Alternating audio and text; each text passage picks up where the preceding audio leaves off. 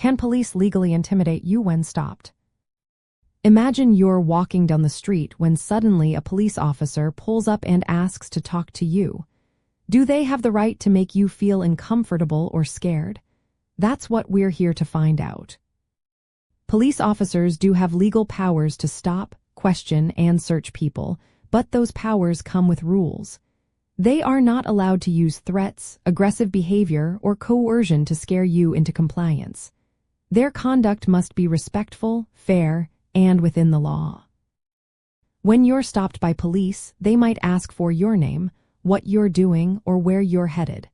But remember, unless you're under arrest or specific laws apply, you are not required to answer those questions. You have the right to remain just silent if you choose. Police can only stop and search you if they have what is called reasonable grounds. That means they must have a real, factual suspicion that you are carrying illegal items like weapons, drugs, stolen property, or something that could be used to commit a crime.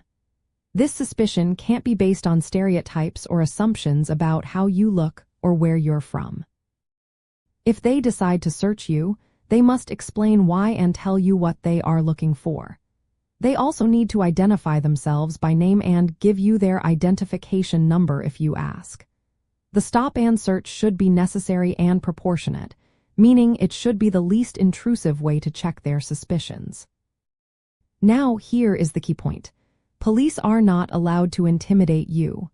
Threatening words, aggressive gestures, or trying to scare you into giving information or consent are against the law. All interactions during a stop should be respectful and free of discrimination.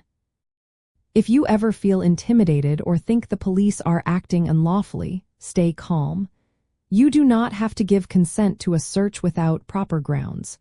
You can also ask for their name and badge number, and later file a complaint if needed. Knowing your rights means understanding that police must follow the law and treat you with respect.